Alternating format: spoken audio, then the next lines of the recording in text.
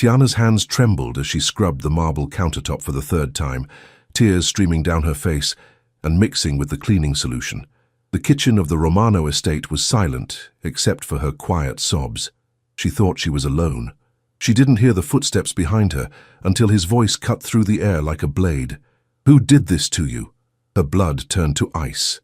She spun around, nearly dropping the sponge, and found Antonio Rossi standing in the doorway. The most powerful mafia boss in New York, her employer, the man whose mansion she'd been cleaning for 3 months without ever speaking more than 2 words to him. His dark eyes weren't on her face.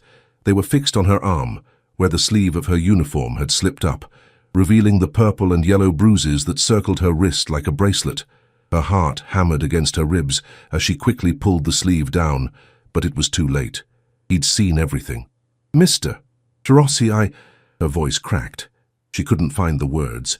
He took a step closer, and despite his expensive suit and the aura of danger that surrounded him like cologne, his expression wasn't angry. It was something else entirely, something that terrified her more than his reputation ever could. Fury, pure cold fury, but not directed at her. "I asked you a question, Tiana." His voice was dangerously soft. "Who did this to you?" If you want to discover how Tiana ended up working in the most dangerous mansion in New York, and what Antonio did when he learned the truth about her bruises, subscribe to the channel and leave a comment telling us where you're watching from. Every view helps bring more stories like this one to life. 3 months earlier, Tiana Green had stood outside the iron gates of the Rossi estate with her heart in her throat and a crumpled job listing in her hand.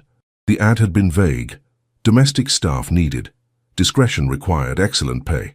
But the salary listed was triple what she made at her other 2 jobs combined. She needed this, desperately. At 26, Tiana worked as a waitress at a diner from 6 a.m. to 2 p.m., cleaned offices from 3 p.m. to 7 p.m., and barely slept. Her studio apartment in the Bronx cost more than she could afford. Her student loans were drowning her, and her mother's medical bills kept piling up. When her mum's MS had progressed last year, Tiana had dropped out of NYU's nursing program to take care of her. She'd been invisible her whole life, the scholarship kid, the black girl in predominantly white spaces, the one who worked twice as hard for half the recognition. Being invisible had become her survival strategy, but standing at those gates, looking up at the massive stone mansion with its manicured lawns and fountain, she felt smaller than ever. A man in a black suit, clearly security, had appeared at the gate. "You're here for the position?" "Yes, sir." "Tiana Green. I have an appointment with—" "Follow me." The interview had been conducted by Mrs. Chen, the head housekeeper, a stern woman in her 60s who spoke with brutal efficiency. "You'll work Monday through Saturday, 8 a.m. to 6 p.m. You clean, you cook when needed, you don't ask questions. Most importantly, you don't speak to Mr. Rossi unless he speaks to you first. Understood?" "Yes, ma'am." The previous girl lasted 2 weeks. She couldn't handle the atmosphere. Mrs. Chen's eyes had been sharp. "This is not a normal household. Can you handle that?" Tiana thought about her mother's medication that cost $3,000 a month. She thought about the eviction notice on her door. She thought about eating ramen for the 5th night in a row. "I can handle anything." She'd started the next day. The Rossi estate was exactly what she'd expected from a mafia boss, excessive, opulent and cold. Marble floors, crystal chandeliers, imported Italian furniture. She cleaned 12 bedrooms, 8 bathrooms, a library, a gym, and a kitchen bigger than her entire apartment. Most days she never saw Antonio Rossi at all. He was a ghost in his own house, leaving early and returning late. But she felt his presence everywhere, in the security cameras that tracked every movement, in the men in dark suits who patrolled the grounds, in the hushed phone conversations in Italian that echoed through the halls, in the bulletproof windows and the panic room disguised as a wine cellar. Tiana kept her head down and did her work. She was good at being invisible, until Marcus showed up. He'd been her boyfriend for 8 months. Charming at first, attentive, but recently he'd started showing his true colors, the criticism, the controlling behavior, the way he gripped her arm too tight when he was angry, leaving marks she had to cover with long sleeves. "Why are you working for some mobster?" he demanded 2 weeks ago, his fingers digging into her wrist. "You think you're too good for me now? Making all this money?" "Marcus, you're hurting me." You don't know what hurt is." His eyes had been cold. "But you're gonna learn if you keep disrespecting me."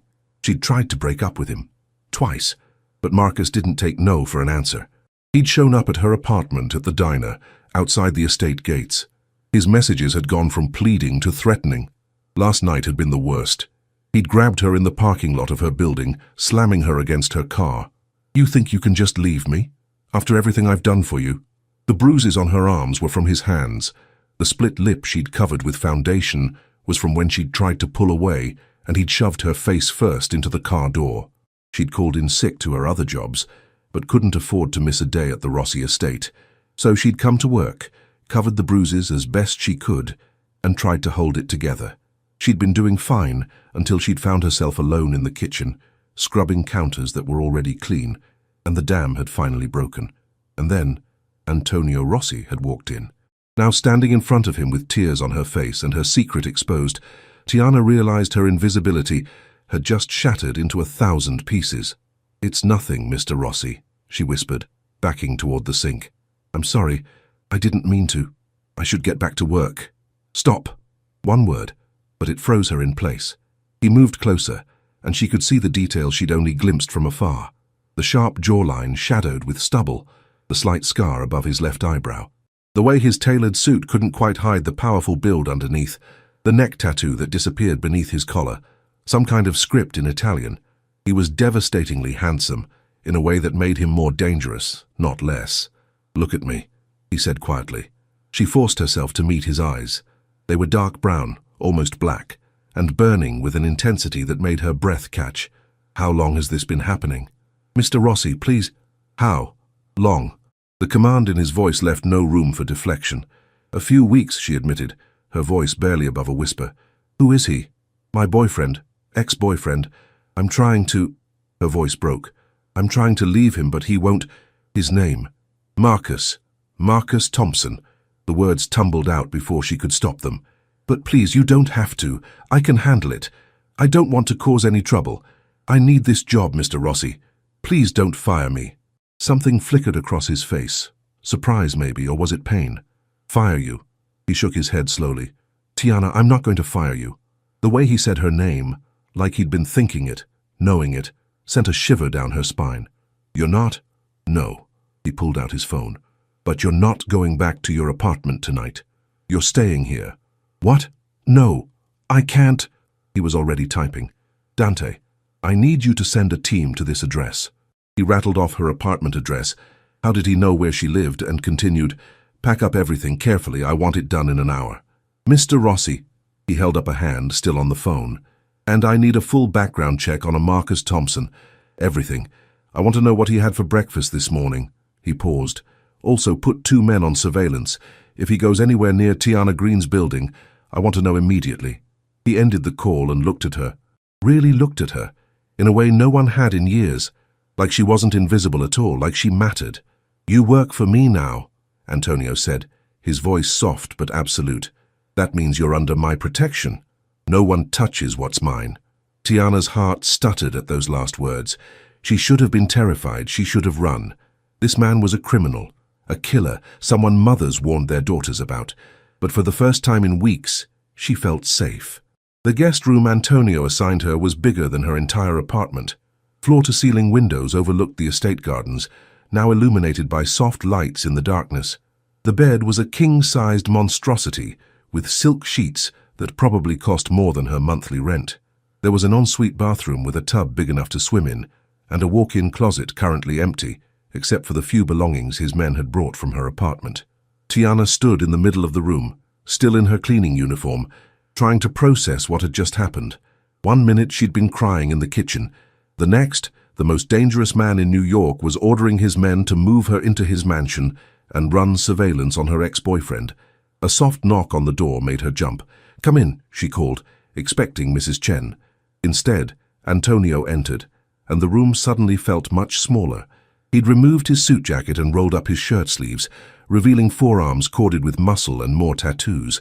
Italian words she couldn't quite read spiraling up his skin. "I brought you this." He held out a first aid kit. "For your injuries." "I'm okay." "Tiana." He set the kit on the nightstand and turned to face her fully. I need you to stop pretending you're okay when you're not." The gentleness in his voice broke something inside her. Fresh tears spilled down her cheeks and she hated herself for it. She'd survived so much by being strong, by never showing weakness.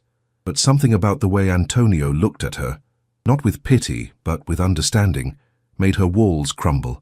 "I'm sorry," she whispered, wiping her face. I'm not usually like this. You have nothing to apologize for." He moved closer, slow and careful, like approaching a wounded animal. "May I see?" She knew what he was asking. Slowly she rolled up her sleeves, revealing the full extent of the bruises. His jaw tightened, a muscle ticking beneath the skin, but his hands were impossibly gentle as he opened the first aid kit. "This might sting," he warned, dabbing antiseptic on a scrape she'd gotten when Marcus shoved her. She flinched but didn't pull away. His touch was so different from Marcus's, careful where Marcus had been rough, protective where Marcus had been possessive. "Why are you doing this?" The question escaped before she could stop it. "You don't even know me." Antonio's hands paused. When he looked up, his dark eyes held something she couldn't quite name. "I know enough." "What does that mean?" He continued working on her injuries, his movements precise. "It means I know you work 3 jobs to take care of your mother. I know you dropped out of nursing school when she got sick. I know you're brilliant. You were on the dean's list before you left. I know you're the hardest worker I've ever employed. And I know," his voice dropped lower, more intense, "that you deserve better than some coward who puts his hands on you." Tiana's breath caught. You know all that about me?" A faint smile touched his lips. "I make it my business to know everything about the people in my house. But I'm just—" "Don't." The word was sharp. "Don't diminish yourself. You're not just anything, Tiana." Their eyes met, and the air between them shifted, charged with something electric and dangerous. Tiana had never believed in instant connections. In the fairy tales her mother used to read her, but sitting here with Antonio Rossi, carefully bandaging her wounds, she felt something she hadn't felt in years. Hope. A phone buzzed, shattering the moment. Antonio pulled out his cell, his expression darkening as he read the message. "What is it?" Tiana asked, anxiety spiking. "Your ex-boyfriend just showed up at your apartment building. He's trying to get in." Antonio's voice was ice. "Don't worry. My men won't let him anywhere near your things." Tiana's hands started shaking. "He's going to be so angry." "Let him be angry." Antonio's hand covered hers, warm and solid. "He can't touch you here. This estate has better security than the Pentagon. You're safe. For how long? I can't hide here forever. I have jobs, responsibilities. You have one job now. Here." His thumb traced a gentle circle on the back of her hand, and she wondered if he realized he was doing it. "As for your mother's care, I've already arranged for the best MS specialist in the city to take over her treatment. Dr. Sarah Chen, no relation to Mrs. Chen, she's the best." Tiana pulled her hand away, standing abruptly. "No, absolutely not. I can't accept that. It's already done. Mr. Rossi—" "Antonio." He stood as well, and suddenly they were close enough that she could smell his cologne, something expensive and woody. "When we're alone, call me Antonio."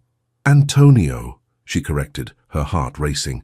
"I appreciate everything you're doing, but I can't be in debt to you. I can't—" "This isn't about debt." He stepped closer and she had to tilt her head back to maintain eye contact.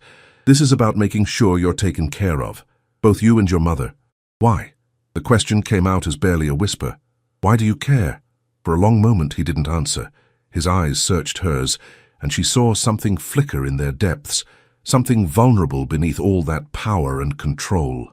"Because," he finally said, his voice rough, "I know what it's like to feel helpless, to watch someone you love suffer and not be able to stop it.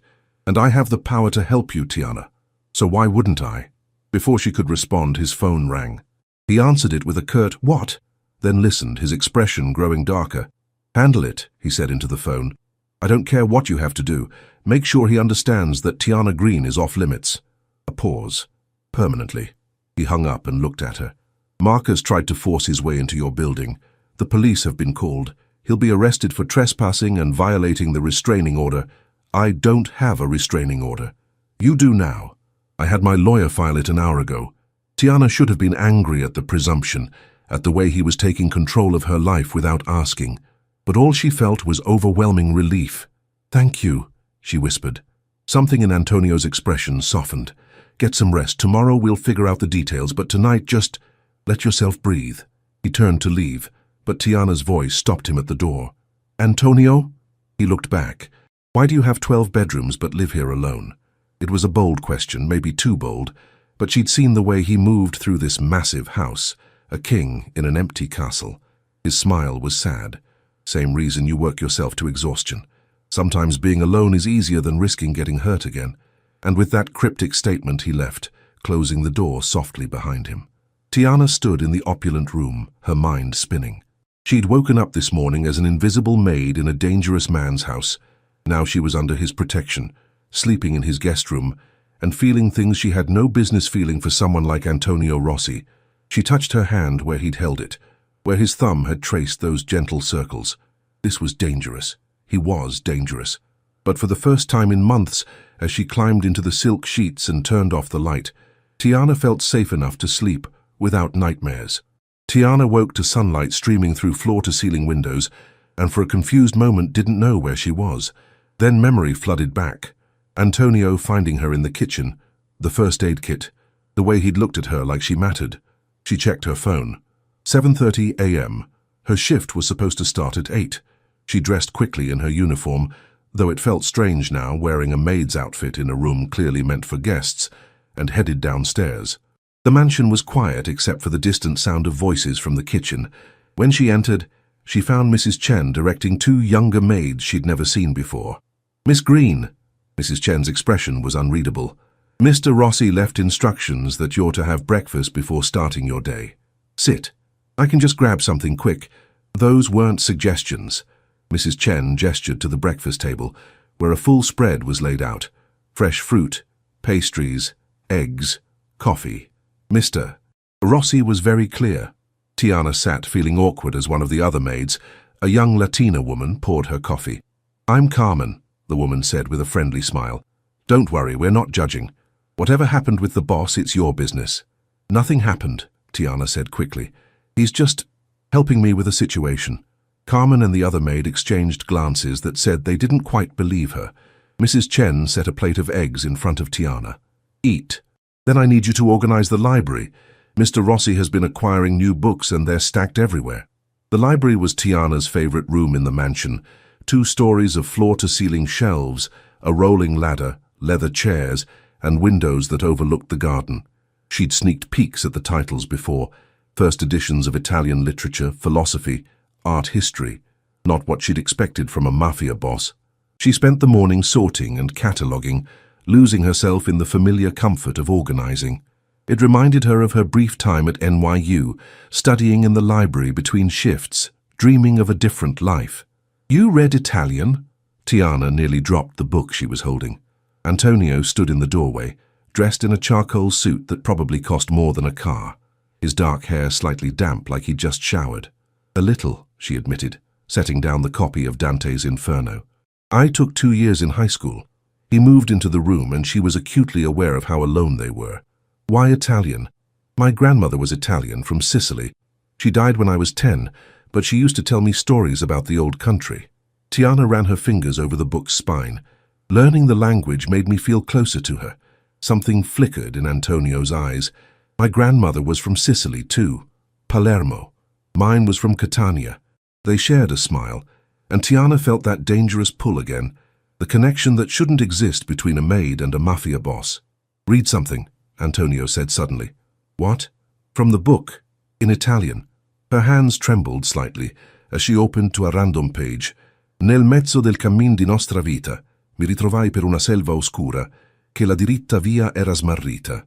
"In the middle of the journey of our life, I found myself in a dark wood, for the straight way was lost," Antonio translated, his voice low and rough. "Your accent is beautiful." Heat crept up Tiana's neck. "It's probably terrible." "It's perfect." He was closer now, close enough that she could see the gold flecks in his dark eyes. "You're full of surprises, Tiana Green. Is that a good thing?" "The best thing." The air between them crackled with tension. Tiana knew she should step back, maintain the professional distance that was appropriate, but she couldn't move. Antonio's phone shattered the moment. He answered with a frustrated, "What?" His expression changed as he listened, hardening into something cold and dangerous. When? A pause. I'll handle it. Tell Dante I want everyone on alert. He hung up and looked at Tiana. Marcus posted bail this morning. Fear spiked through her. What? Don't worry, I have men watching him 24/7. He won't get within a mile of you. Antonio's hand came up, almost touching her cheek, before he seemed to catch himself and pulled back. I need to take care of some business today. Will you be all right here?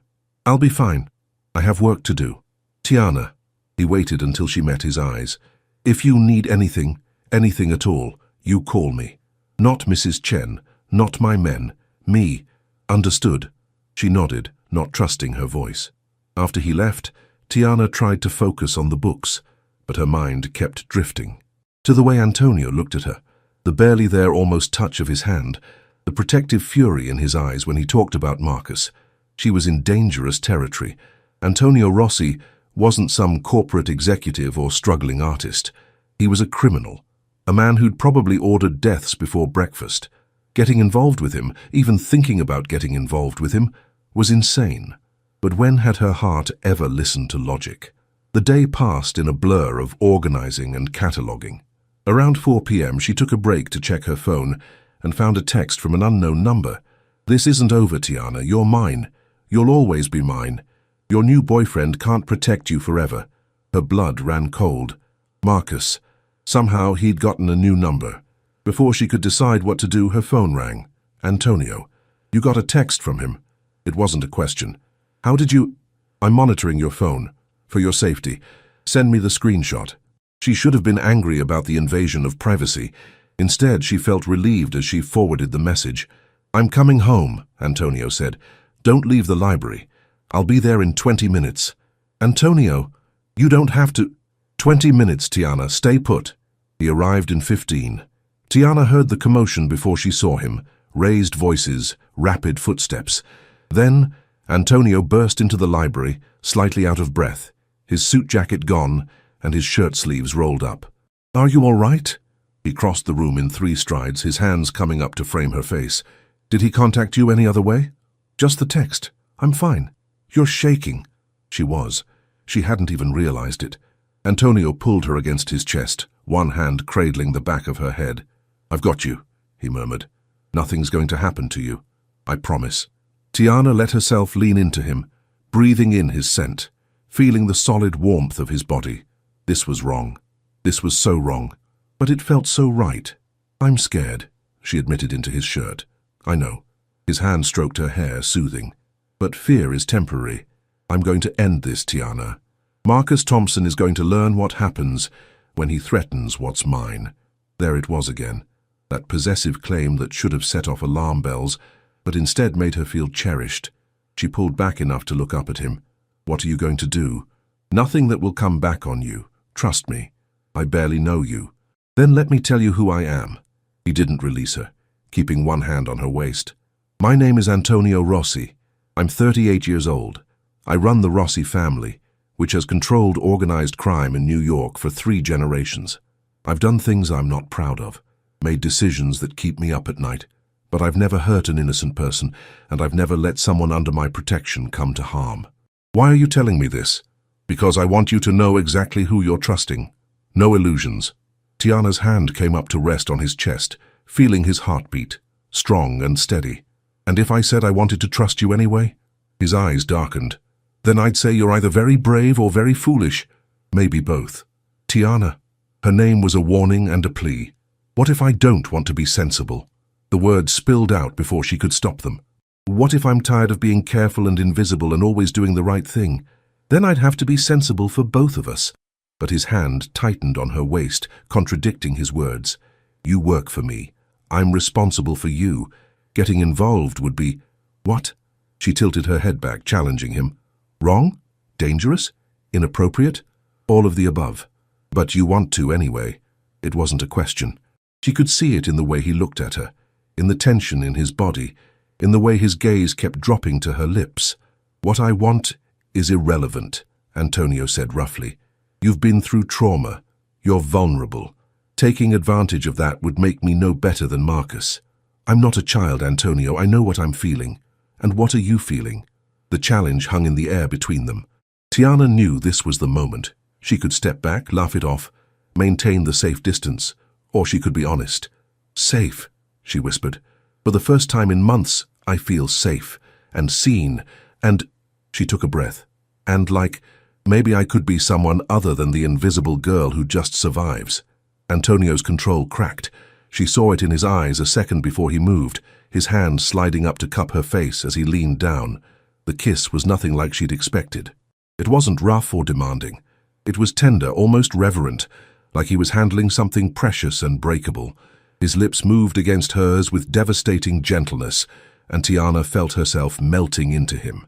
When he finally pulled back, they were both breathing hard. That was, Tiana started. A mistake, Antonio finished, but he didn't let go of her. I shouldn't have. Don't. She pressed her fingers to his lips. Don't take it back. Tiana. His phone rang again. He closed his eyes briefly, clearly frustrated before answering. This better be important, Dante. His expression shifted as he listened. What? When? A pause. Lock down the estate. No one in or out. I'll be right there. He ended the call and looked at Tiana with barely controlled fury. Marcus just tried to ram the front gate with his car. My men stopped him, but he's outside right now, screaming your name. Tiana's blood turned to ice. He's here. He's not getting in, Antonio said firmly, already moving toward the door. Stay in the library. Lock the door behind me. Don't open it for anyone except me or Mrs. Chen. Antonio, wait. He turned back, cupped her face one more time. Trust me, I'll handle this. Then he was gone and Tiana was alone with her racing heart and rising panic. She locked the door as instructed, then moved to the window that overlooked the front gate. Even from this distance, she could see the commotion. A beat-up sedan crashed against the iron bars, security guards surrounding it, and Marcus being dragged out, still shouting. Her phone buzzed. A text from Antonio. Stay away from the windows. She stepped back, wrapping her arms around herself. This was her fault. She'd brought this chaos into Antonio's life, into his home. Marcus was unhinged, and now he knew where she was. Minutes crawled by. 10, 20. Tiana paced the library, her mind spinning with worst-case scenarios. What if Marcus had a gun? What if someone got hurt? What if Antonio... The thought of Antonio getting hurt because of her made her stomach twist. Finally, a knock on the door. Tiana, it's me. She unlocked it, and Antonio entered, looking composed, but with a dark glint in his eyes that spoke of barely controlled violence. Is he... gone? The police took him. He'll be charged with violating the restraining order, destruction of property and making terroristic threats. With his record, he's looking at serious prison time. Antonio's jaw tightened. But that's not enough. What do you mean? He moved to the window, looking out at the damaged gate. Men like Marcus don't stop. They escalate. Even if he goes to prison, he'll find a way to get to you eventually. Hire someone, manipulate someone, wait until he's released. Fear gripped Tiana's chest. So what do we do? Antonio turned to face her, and the intensity in his expression took her breath away. We make sure he never wants to come near you again. How? Let me worry about that. He crossed to her, taking her hands in his. But first, I need to know something. Are you willing to trust me completely, to let me protect you the way I know how? There was something ominous in the question, something that hinted at the darker side of Antonio's world. But looking into his eyes, Tiana knew her answer. Yes, even if it means crossing lines you never thought you'd cross. What are you saying, Antonio? He pulled her to the leather couch, sitting beside her but maintaining enough distance to let her think clearly. Marcus needs to disappear from your life completely, not just legally, psychologically. He needs to understand, down to his bones, that touching you means signing his own death warrant. You're not going to... She couldn't finish the sentence. Kill him. No, I don't eliminate problems that can be solved other ways. Antonio's thumb traced circles on her hand. But I am going to ensure he has the most terrifying night of his life, and in the morning he's going to voluntarily confess to every crime he's ever committed, accept a plea deal for maximum prison time, and sign a document giving up any rights to contact you for the rest of his life. Don't ask questions you don't want answered. Tiana should have been horrified. This was conspiracy, intimidation, probably a dozen other crimes, but all she felt was relief. Okay, she whispered. Antonio's eyes widened slightly, like he'd expected her to protest. Okay? I trust you. Something raw and vulnerable flashed across his face. You shouldn't, but I do. She squeezed his hands. You've shown me more care in 2 days than Marcus did in 8 months. You've protected me, respected me, seen me, so yes, I trust you. Tiana. He lifted her hand to his lips, pressing a kiss to her knuckles. You have no idea what you do to me. Then tell me. For a long moment, he just looked at her, his dark eyes searching hers. Then he spoke, his voice rough with emotion. I haven't let anyone close in 5 years, not since my wife died. Tiana's breath caught. You were married? Gabriella. She was my childhood sweetheart. We grew up in the same neighborhood in Brooklyn, back before my family had money or power. She knew what I was, what I'd become, and she loved me anyway. His voice cracked slightly. Breast cancer took her 3 years after our wedding. I watched her waste away, helpless to do anything. All my money, all my power, and I couldn't save her. Antonio, I'm so sorry. I swore I'd never let anyone that close again. It hurt too much. He looked at their joined hands. And then you walked into my kitchen with tears on your face and bruises on your arms, and something in me just broke open. I saw you, Tiana. Really saw you. And I couldn't look away. Tears slipped down Tiana's cheeks. I see you too. I'm not a good man. You're a better man than you think. She cupped his face, making him look at her. You could have ignored me, fired me for being a liability, but instead, you've given me safety, dignity, and hope. That's not a bad man, Antonio. That's a man who's been hurt and is still choosing to care. His control finally shattered. He pulled her into his lap, cradling her like she was something precious, and buried his face in her neck. I can't lose you, he whispered against her skin. I just found you and I can't lose you. You won't. Tiana wrapped her arms around him, holding tight. I'm right here. They stayed like that for a long time, 2 broken people finding solace in each other. When they finally pulled apart, Antonio's eyes were suspiciously bright. I need to go take care of Marcus, he said, his voice hoarse. But when I get back, we'll talk, Tiana finished. Really talk, about all of this. About what happens next. Yes. He stood, helping her to her feet. Mrs. Chen will bring you dinner. There are guards posted outside the library and your room. You're safe here. When will you be back? By midnight. He pressed a kiss to her forehead. Get some rest. Tomorrow everything changes. After he left, Tiana sank back onto the couch, her mind reeling. She'd just agreed to let a Mafia boss handle her ex-boyfriend. She'd admitted feelings for a man who lived in a world of violence and danger. She'd crossed every line she'd ever drawn for herself, and yet she didn't regret any of it. Her phone buzzed with a text from an unknown number. Her heart jumped, thinking it was Marcus again, but the message made her blood run cold. You think the Mafia boss will protect you? He's using you, sweetie, just like he used his dead wife.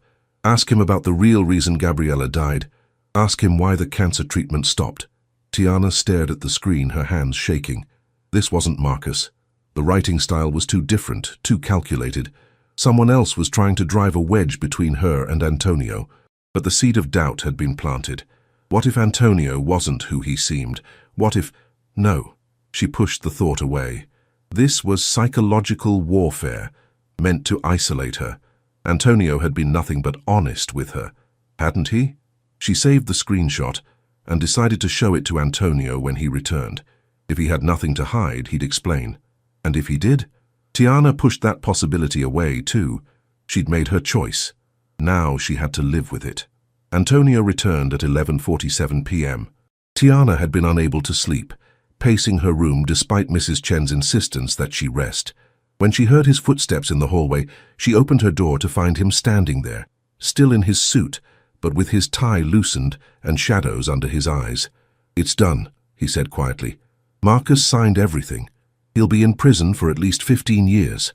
He'll never contact you again. What did you do to him? Nothing permanent, just educated him about the consequences of his choices. Antonio's eyes were hard. He won't make the same mistake twice. Tiana should ask for details.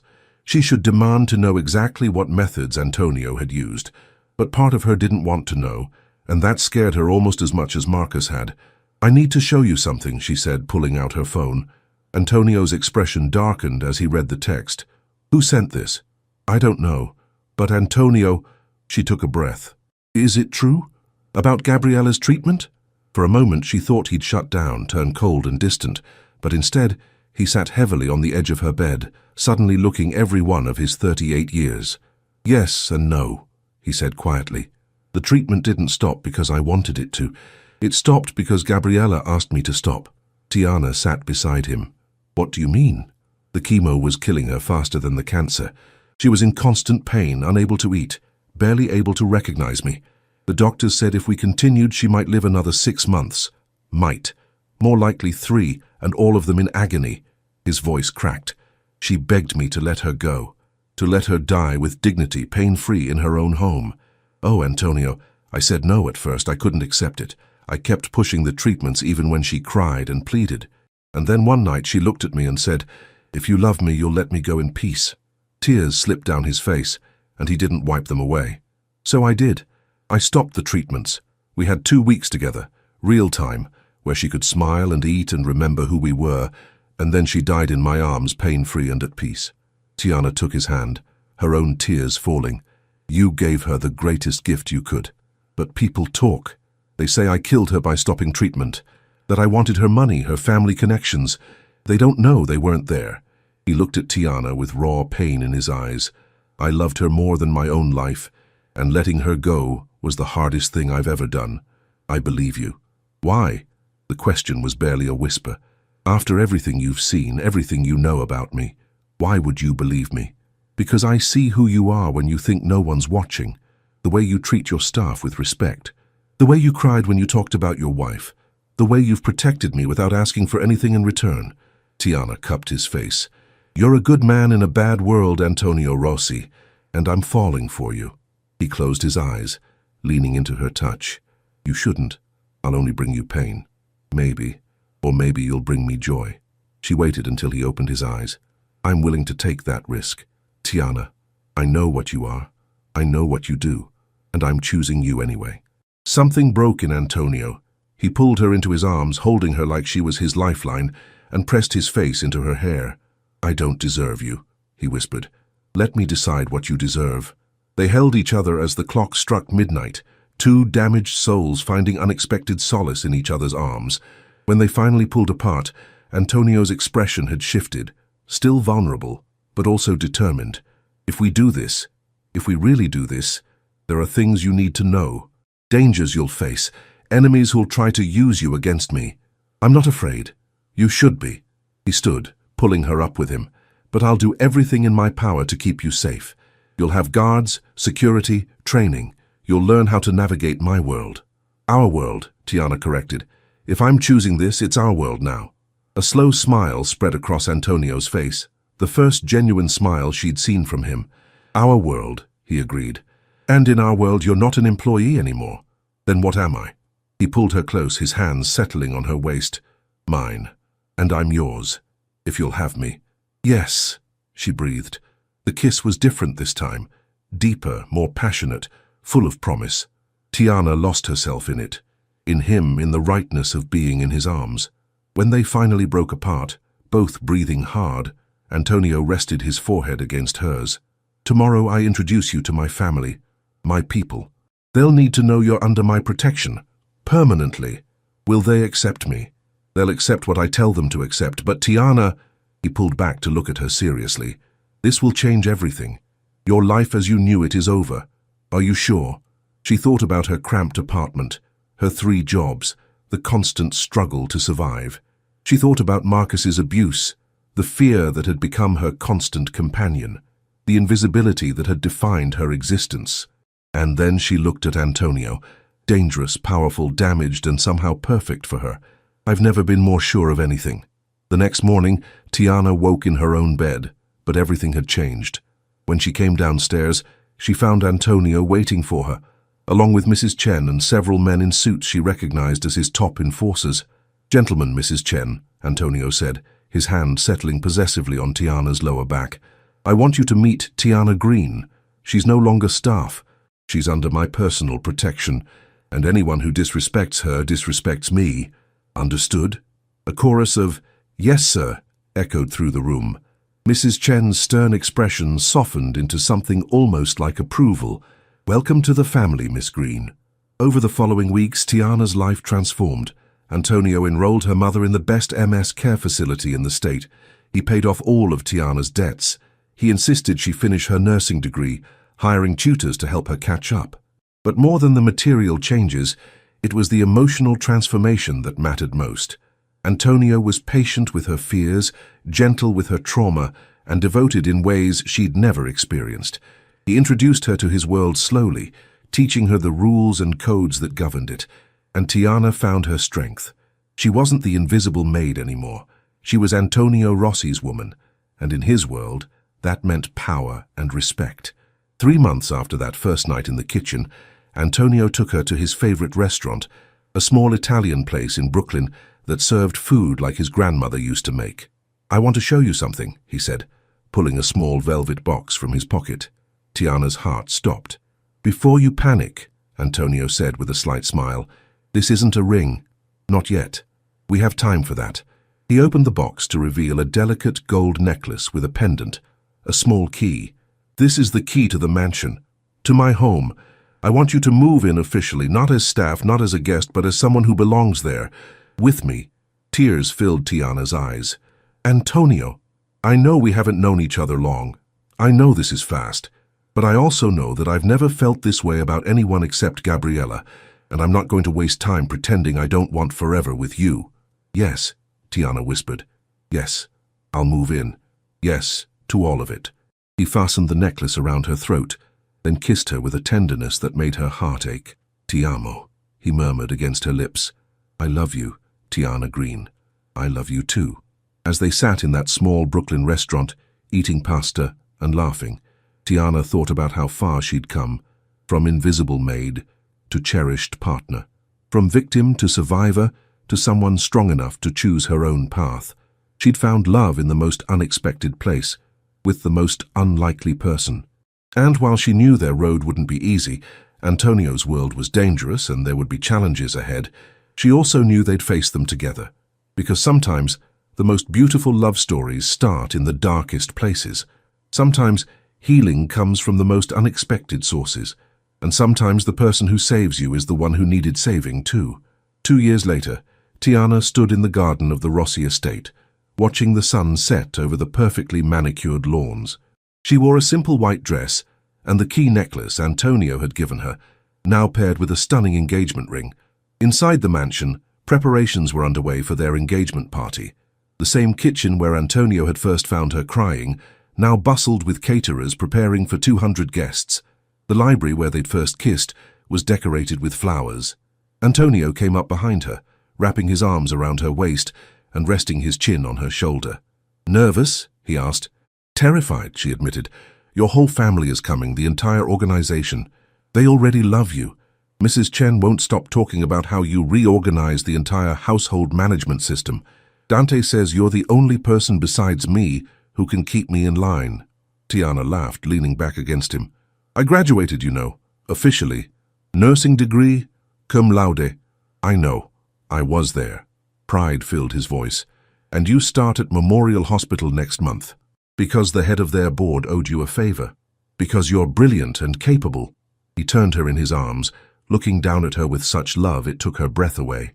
"Everything good in my life started the day you walked into my kitchen with tears on your face. You saved me, Tiana. We saved each other." He kissed her, soft and sweet, and Tiana marveled at how safe she felt in the arms of one of the most dangerous men in New York. Her phone buzzed, a text from her mother, who was doing remarkably well on her new treatment. "So proud of you, baby girl. Your grandmother would be too." Tiana smiled through happy tears. She thought about that scared, invisible girl who'd stood outside these gates 2 years ago, desperate and alone. That girl would never have believed this could be her life, but it was, and it was beautiful. "Ready to face the crowd?" Antonio asked. "With you?" "Always." They walked back to the mansion hand in hand, ready to celebrate with family and friends, ready to face whatever challenges came next, ready for their future together. Because Tiana had learned that sometimes the darkest moments lead to the brightest beginnings, and sometimes the man who seemed most dangerous was exactly the one who could make you feel most safe. Her journey from invisible maid to Antonio Rossi's fiancé had been unexpected, terrifying, and absolutely perfect. And this This love, this life, this man was worth every risk she'd taken. This story has reached its end.